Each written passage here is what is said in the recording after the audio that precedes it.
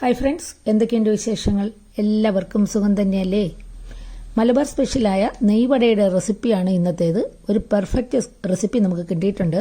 ഹോട്ടലിൽ നിന്ന് കിട്ടുന്ന നെയ്വടയേക്കാളും നല്ല ടേസ്റ്റി ആയിട്ടുള്ള ഒരു നെയ്വടയാണ് ഇന്നിവിടെ തയ്യാറാക്കുന്നത്. ഉത്തർപ്രദേശിലെ പ്രശസ്തമായ സ്വീറ്റായ ബാലുസാഹി, അതായത് ബാദ്ഷാ, അതുമായിട്ട് കാഴ്ചയിൽ ഇതിന് സാമ്യമുണ്ടെങ്കിലും ടേസ്റ്റിൽ നല്ല വ്യത്യാസമുണ്ട്. ചേരുവകളും വ്യത്യാസമുണ്ട്. ഇതിൻ്റെ പുറം ഭാഗം നല്ല ക്രിസ്പിയാണ്, ഉള്ളിൽ സോഫ്റ്റും ജ്യൂസിയുമായിരിക്കും. അപ്പോൾ സൂപ്പർ ടേസ്റ്റുള്ള ഈ നെയ്വട നമുക്ക് പെട്ടെന്ന് തന്നെ ഉണ്ടാക്കിയെടുക്കാം. റെസിപ്പി ഇഷ്ടപ്പെട്ടാൽ ലൈക്കും കമൻറ്റും ഷെയറൊക്കെ ചെയ്തൊന്ന് സപ്പോർട്ട് ചെയ്യണം. തങ്കംസ് ഫാമിലി കിച്ചൻ്റെ പുതിയൊരു വീഡിയോയിലേക്ക് എല്ലാവർക്കും സ്വാഗതം. അപ്പോൾ ഇതുണ്ടാക്കാനായിട്ട് ആദ്യം തന്നെ ഒരു അരിപ്പയിലേക്ക് 2 കപ്പ് മൈദ എടുക്കാം. ഇത് 1/4 കിലോ മൈദയുണ്ട്. ഇതിലേക്ക് 1 നുള്ള് ഉപ്പും 2 നുള്ള് അപ്പക്കാരവും 1/2 ടീസ്പൂൺ ബേക്കിംഗ് പൗഡറും ചേർത്തിട്ട് നന്നായിട്ട് അരിച്ചെടുക്കുക. നമ്മൾ കേക്കിനൊക്കെ അരിക്കുന്ന പോലെ അരിച്ചെടുക്കുക. പൊടികളെല്ലാം നല്ലതുപോലെ മിക്സ് ആകണം. ഇനി ഇതിലേക്ക് 1/4 കപ്പ് നെയ്യ് ചേർത്തിട്ട് പുട്ടിന് നനയ്ക്കുന്ന പോലെ മാവ് നനച്ചെടുക്കണം. ഞാനിവിടെ 1 ടീസ്പൂൺ നെയ്യ് കൂടുതൽ ചേർക്കുന്നുണ്ട്. നെയ്യ് മാത്രമായിട്ട് എടുക്കുന്നതാണ് നമ്മൾ വീടുകളിൽ ഉണ്ടാക്കുമ്പോൾ നല്ലത്. ചായക്കടകളിൽ നെയ്ക്ക് പകരം ഡാൽഡയാണ് ചേർക്കുന്നത്. അപ്പം നെയ്യ് എടുക്കുമ്പോൾ അതിൻ്റെ പകുതി നിങ്ങൾക്ക് ബട്ടർ വേണമെങ്കിൽ എടുക്കാം. ഓയിൽ എടുക്കുന്നവരും ഉണ്ട്, പക്ഷെ അതിനൊരു ടേസ്റ്റും കാണില്ല. നെയ്യ് എടുക്കുമ്പോൾ നല്ല സൂപ്പർ ടേസ്റ്റാണ്. മാക്സിമം നല്ലതുപോലെ നനച്ചെടുക്കുക. എന്നിട്ട് നന്നായി നനഞ്ഞു എന്ന് മനസ്സിലാക്കുന്നത് നല്ല ഇതുപോലെ ഒന്ന് പിടിച്ചു നോക്കുമ്പോൾ കട്ടയാവും. എന്നിട്ട് ഇതുപോലെ പൊടിഞ്ഞു പോവുകയും ചെയ്യും. നമ്മുടെ മൈദ നന്നായിട്ട് നെയ്യിൽ നനഞ്ഞു കിട്ടിയിട്ടുണ്ട്. ഇനി ഇതിലേക്ക് 1 മുട്ടയും 1/4 കപ്പ് തൈരും അല്പം ഏലക്കാപ്പൊടിയും 4 ടേബിൾ സ്പൂൺ പഞ്ചസാരപ്പൊടി അല്ലെങ്കിൽ 3 ടേബിൾ സ്പൂൺ പഞ്ചസാര പൊടി ചേർക്കുന്നതാണ് നല്ലത്. ഇതെല്ലാം കൂടെ ചേർത്തിട്ട് ഇത് മാത്രമായിട്ട് 1 സ്പൂണ് കൊണ്ട് നന്നായിട്ട് മിക്സ് ചെയ്യുക. ആ നടുക്ക് ഇതുപോലെ ഒന്ന് മിക്സ് ചെയ്തതിന് ശേഷം സൈഡിൽ നിന്ന് മൈദയും കൂടെ കുറേശ്ശെ ചേർത്തിട്ട് എല്ലാം കൂടി നന്നായിട്ട് മിക്സ് ചെയ്യുക. സ്പൂൺ കൊണ്ട് മിക്സ് ചെയ്തതിന് ശേഷം പിന്നീട് സ്പൂണ് മാറ്റിയിട്ട് കൈ കൊണ്ട് നന്നായിട്ട് ചപ്പാത്തിയുടെ പാകത്തിന് കുഴച്ചെടുക്കുക. വെള്ളം കുറവാണെന്ന് തോന്നിയാൽ അല്പം തൈരോ പാലോ കൂടി ചേർത്തിട്ട് കുഴയ്ക്കാം. ഞാനിവിടെ കുറച്ച് കട്ടിയിലാണ് കുഴച്ചെടുക്കുന്നത്. കുറച്ച് കട്ടിയിൽ കുഴച്ചാൽ നെയ്വടയുടെ പുറം ഭാഗം നല്ല ക്രിസ്പി ആയിട്ട് കിട്ടും. മാവ് കൂടുതൽ കട്ടിയാകാനും പാടില്ല, കൂടുതൽ സോഫ്റ്റ് ആകാനും പാടില്ല. ഈ അളവുകൾ കറക്റ്റാണ്. ഇതിനി അരമണിക്കൂർ റെസ്റ്റ് ചെയ്യാൻ വെക്കുന്നുണ്ട്. അത് കഴിഞ്ഞ് നോക്കുമ്പോൾ കുറച്ചുകൂടി സോഫ്റ്റായിട്ട് കിട്ടും. ഇതിപ്പോൾ അരമണിക്കൂർ കഴിഞ്ഞിട്ടുണ്ട്. മാവ് നമ്മൾ കുഴച്ച് വെച്ചതിനേക്കാൾ കുറച്ചുകൂടി സോഫ്റ്റ് ആയിട്ടുണ്ട്. ഇനി ഇത് ഇവിടെ ഇരിക്കട്ടെ. നമുക്കൊരു പാത്രത്തിലേക്ക് 1/4 കപ്പ് പഞ്ചസാരയും അതിൻ്റെ പകുതി വെള്ളവും കൂടെ ചേർത്തിട്ട് ഒന്ന് പാനിയാക്കണം. പഞ്ചസാര കട്ടിക്കൊന്ന് അലിഞ്ഞു കിട്ടിയാൽ മതി, 1 നൂൽ പരുവൊന്നും ആകണ്ട.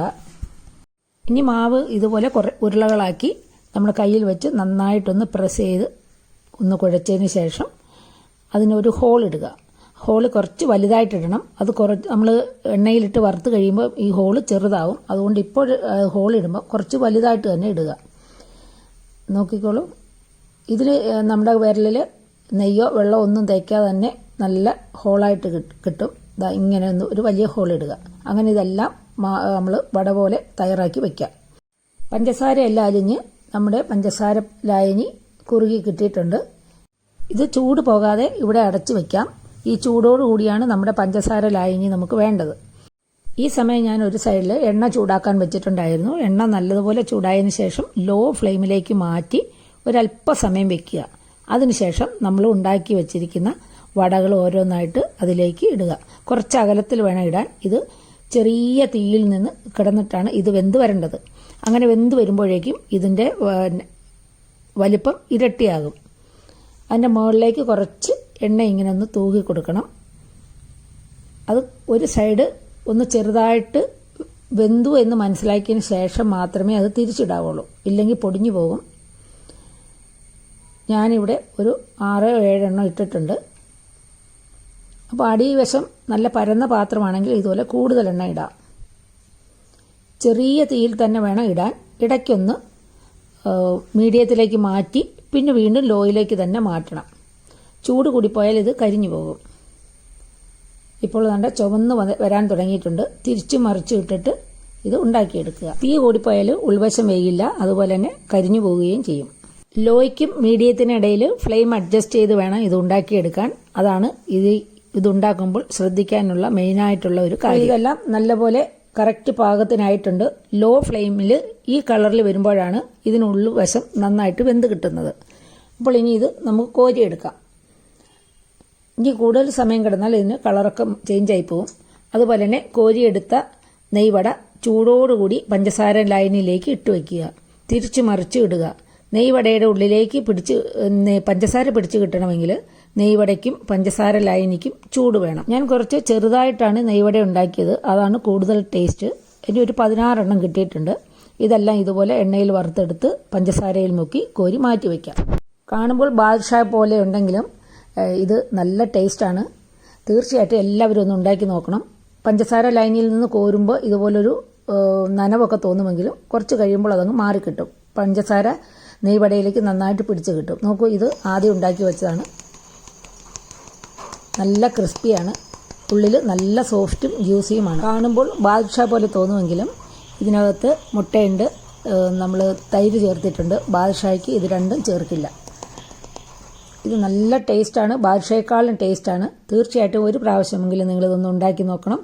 നിങ്ങൾക്ക് എല്ലാവർക്കും ഇഷ്ടപ്പെടും. ഇതിൽ പറഞ്ഞിരിക്കുന്ന അളവുകളും ശ്രദ്ധിക്കേണ്ട കാര്യങ്ങളും അതുപോലെ തന്നെ ചെയ്തിട്ട് ഉണ്ടാക്കി നോക്കൂ. ഇതുപോലെ തന്നെ നിങ്ങൾക്ക് ഉണ്ടാക്കിയെടുക്കാം. മറ്റൊരു റെസിപ്പിയുമായി വരുന്നവരെ stay healthy and happy. Thank you.